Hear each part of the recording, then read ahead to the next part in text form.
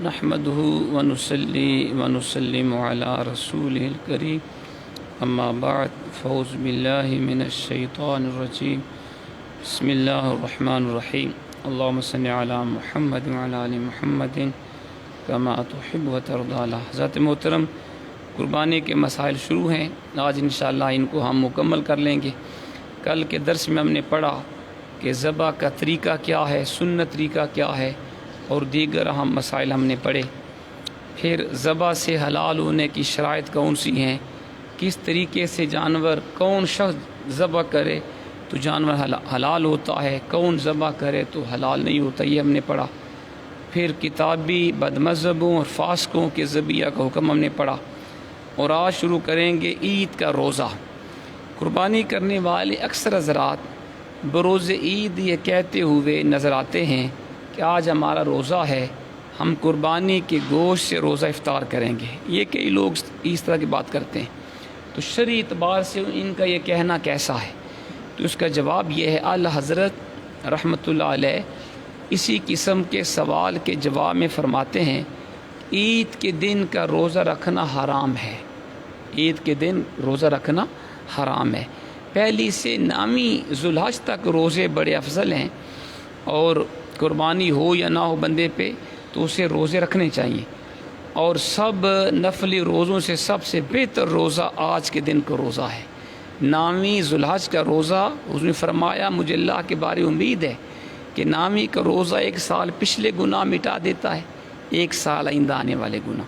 تو نامی تک روزے رکھنے تو اچھی بات ہے، لیکن 10ویں کا روزہ، عید کا روزہ یہ جائز نہیں ہے.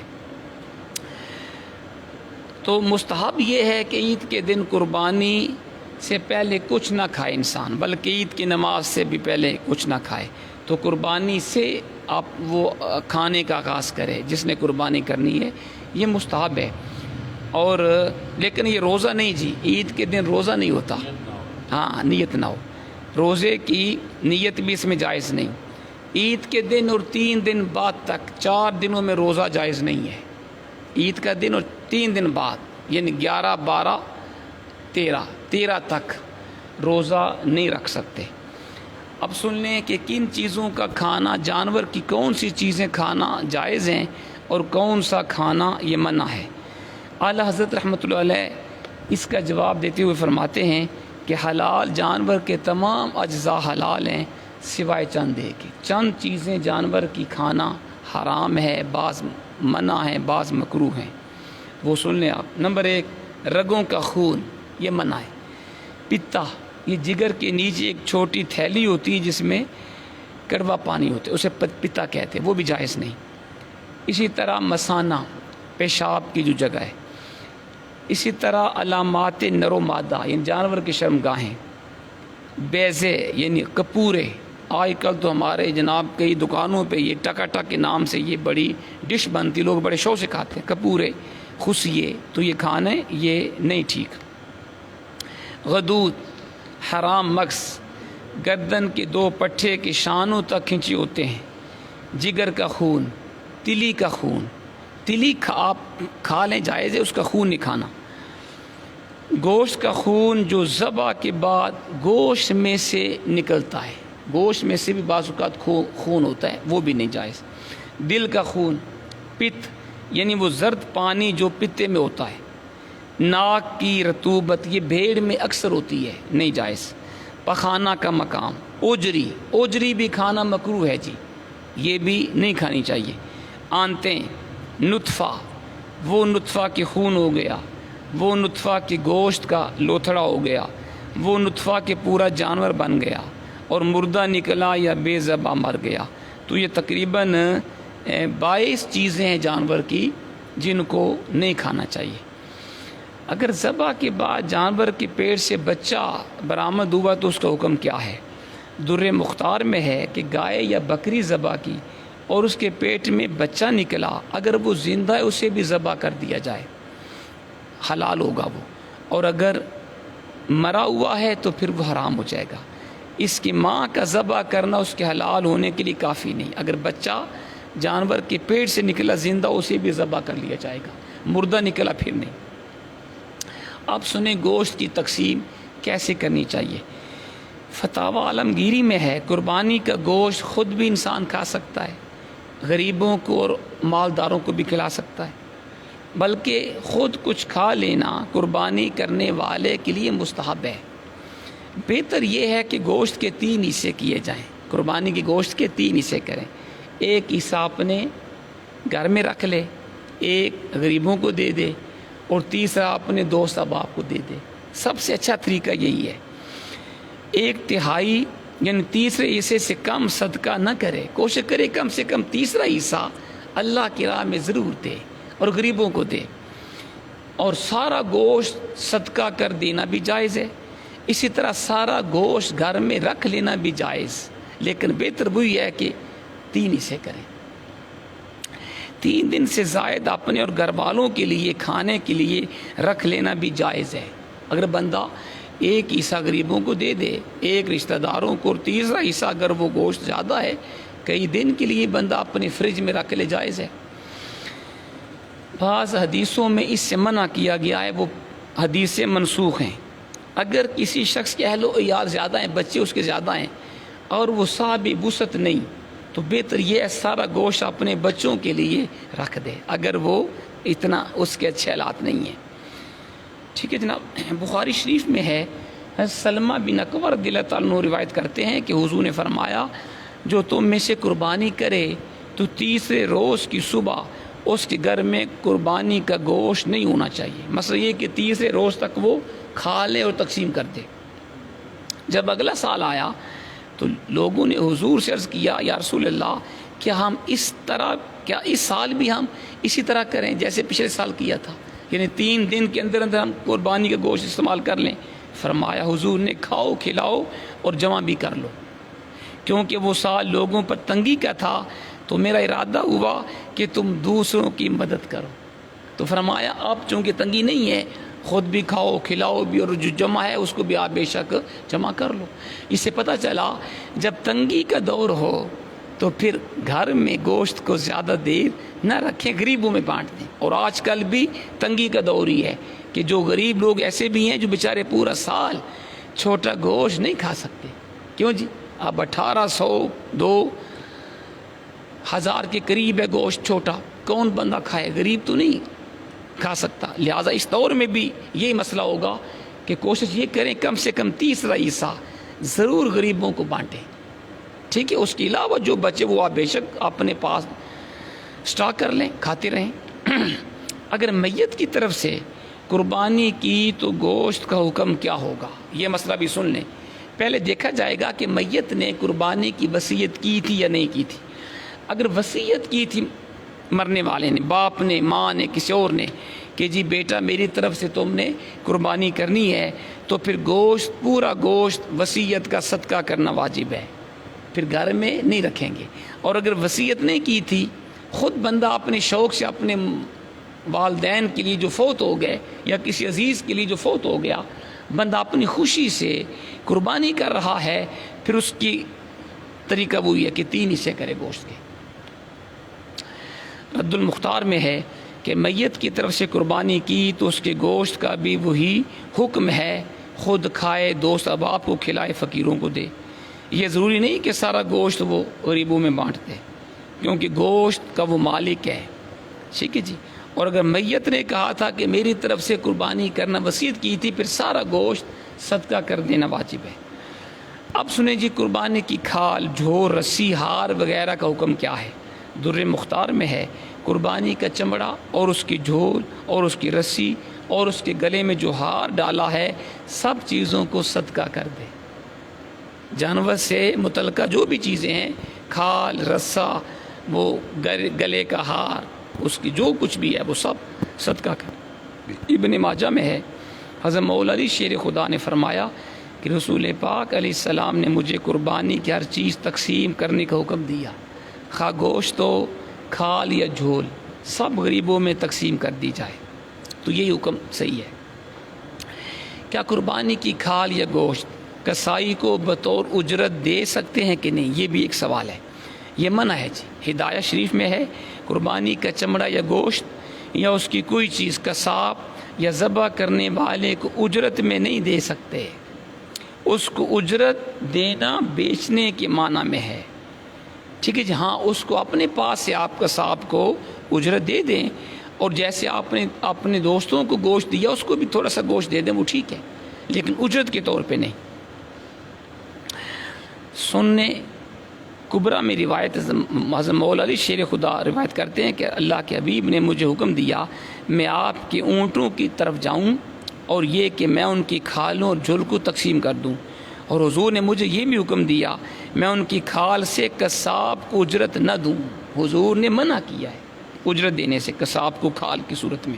پھر فرمایا ہم قصاب کی اجرت اپنے پاس سے دیتے تھے. حضور کے زمانے میں صحابہ کرام الگ سے قصاب کو اجرت دیتے تھے. اور مسئلہ بھی سن لیں, قربانی کی کھال اپنے رشتہ داروں یا کسی سید وغیرہ کو دے سکتے ہیں کہ نہیں؟ جی ہاں, اپنے رشتہ داروں کو بھی دی جا سکتی ہے, سید کو بھی قربانی کی کھال دینا جائز ہے. اعلیٰ حضرت سے سوال ہوا کہ قربانی کی کھال سید کو یا والدین کو دینا درست ہے کہ نہیں؟ آپ نے فرمایا قربانی کی کھال سادات کرام کو دینا جائز ہے. اپنے ماں باپ اولاد کو بھی دے سکتا ہے, شوہر بیوی کو, بیوی خامد کو دے سکتی ہے. ٹھیک ہے جی, لیکن صدقے کی نیت سے ہوگی, اور یہ صدقہ نافلہ ہوگا اگر اس نے نیت کی, ورنہ ہدیہ ہوگا. قربانی کی کھال کی قیمت کو بغیر ہلا شریک کے مسجد میں صرف کرنا اور اس کے پیسے سے امام وغیرہ کو تنخواہ دینا جائز ہے کہ نہیں, یہ بھی سوال ہے. اعلیٰ حضرت سے سوال یہی پوچھا گیا کہ قربانی کی کھالوں کو بعض لوگ اپنے محلے کی مسجد میں اللہ کی رضا کے لیے خیرات کر دیتے ہیں, اور مسجد کمیٹیاں امام صاحب مؤذن خدام کو تنخواہ اس میں سے دیتی ہے یا مساجد کے مصارف کے اوپر خرچ کرتی ہے, کیا یہ جائز ہے؟ تو آپ نے فرمایا قربانی کے چمڑوں کو اللہ کی رضا کے لیے مسجد میں دے دینا, یا اور پھر ان کی قیمت کو مسجد کمیٹی مسجد کے کاموں میں ضروریات کے اندر خرچ کرے اور امام مؤذن خدام کو تنخواہ دے دے, یہ بھی جائز ہے, یہ بھی جائز ہے. اور حضور نے فرمایا کلو وادخروا واعتجروا, کھاؤ اور جمع کر لو اور وہ کام کرو جس میں ثواب ہو. لہٰذا صحیح بات جی یہ ہے کہ جیسے ہم مثلاً دیکھیں, آپ اگر کوئی کام کرنا چاہیں اور 3 قسم کے کام آپ کے سامنے ہوں. نمبر 1, آپ جس کام میں پیسہ لگا رہے ہیں وہ ضائع ہونے کا اندیشہ ہو کہ میں نے اس میں پیسہ لگایا میرا پیسہ ضائع ہو جائے گا, ایک یہ. دوسرا کہ جس کام میں آپ پیسہ لگا رہے ہیں آپ کو پتہ ہو جی ایک ہی دفعہ مجھے فائدہ ہوگا, دوبارہ نہیں ہوگا.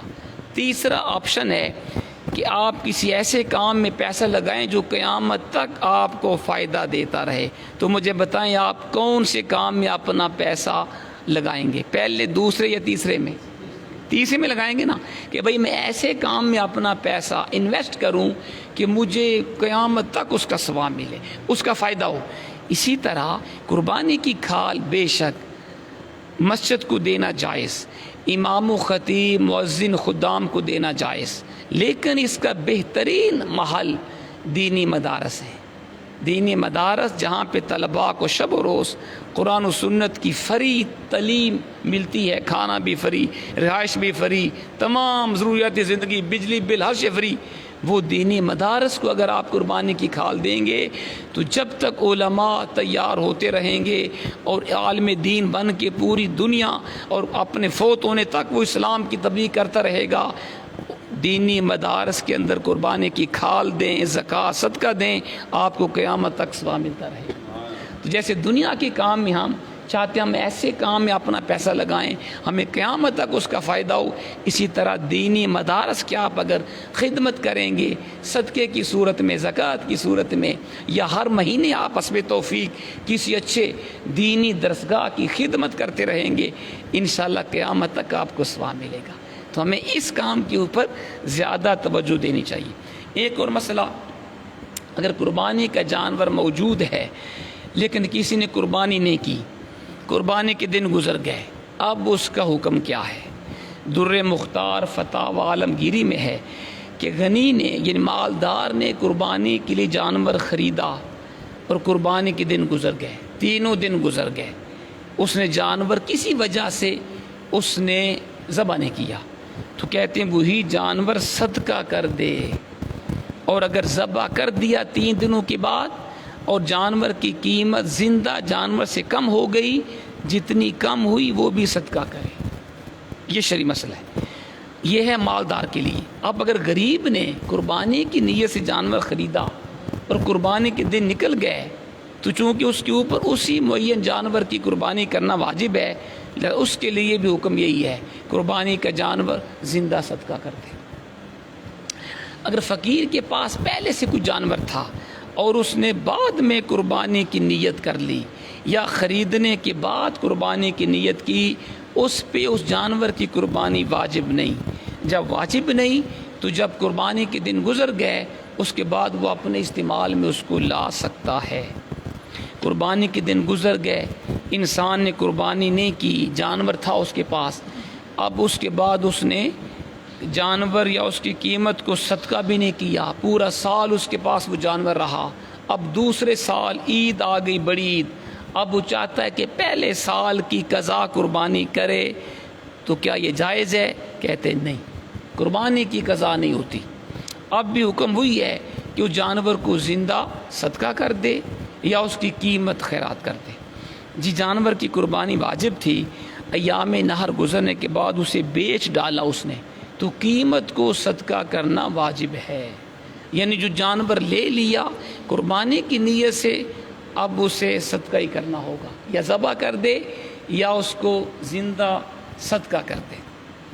اور مسئلہ سنیں کہ بزرگوں کے نام کی قربانی کرنا کیسا ہے۔ بلندی درجات اور قرب باری تعالیٰ کے اصول کے لیے بہت اچھا عمل ہے کہ بندہ اپنے فوت شدگان کے لیے ایصال ثواب کے لیے قربانی کرے۔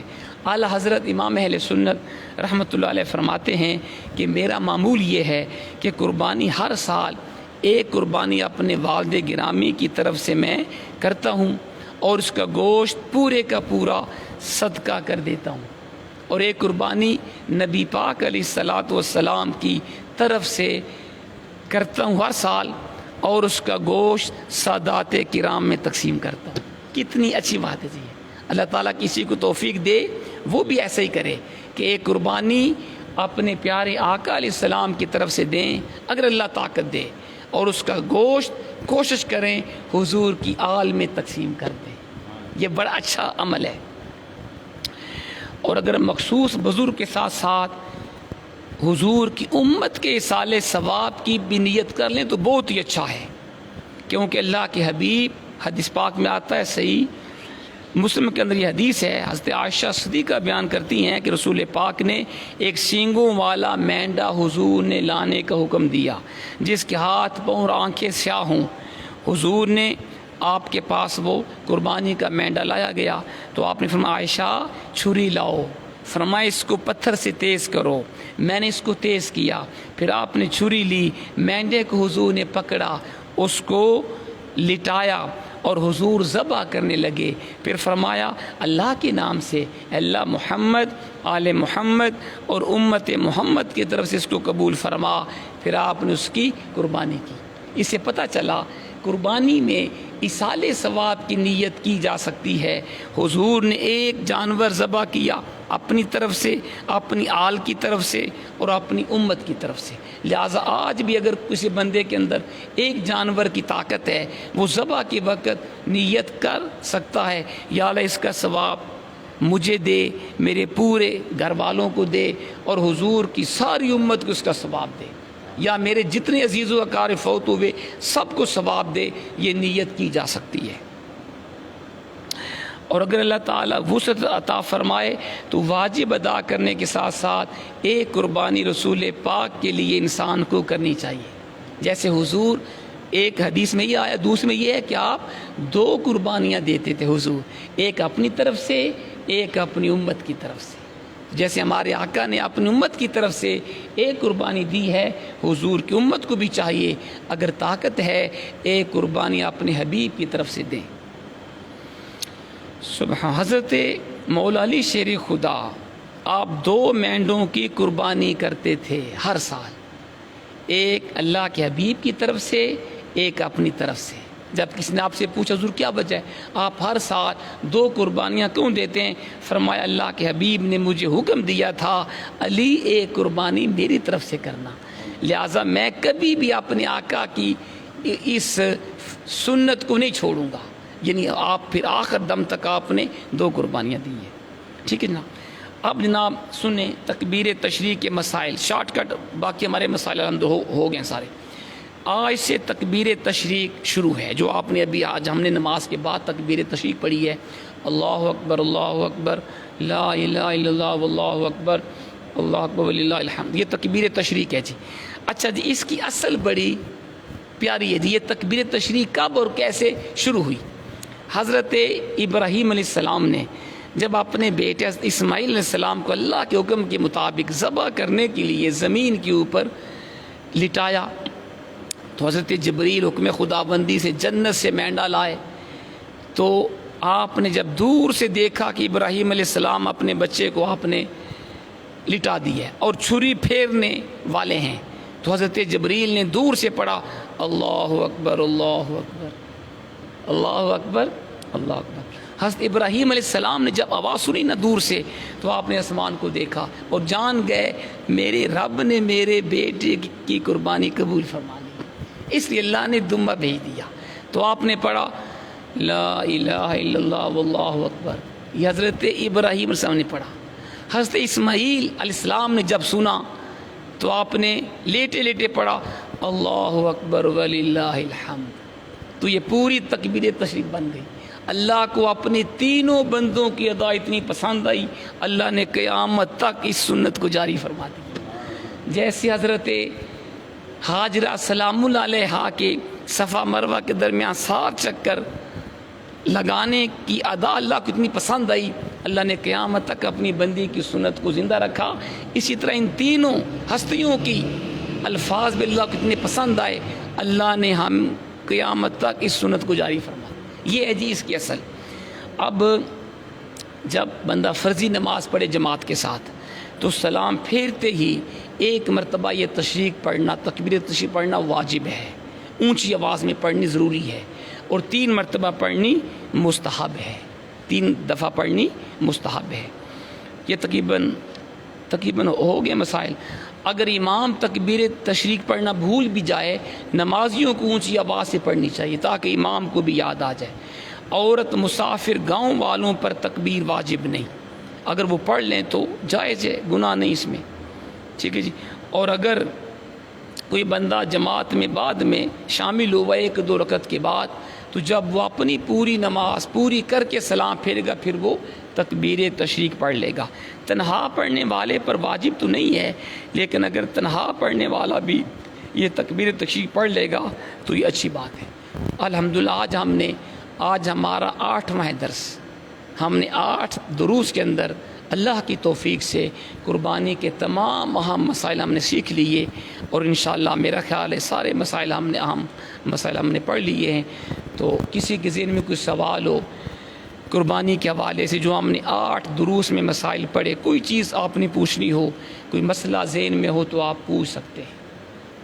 کوئی مسئلہ ہے جی، کوئی سوال ہے؟ نہیں ہے جی۔ الحمدللہ رب العالمین۔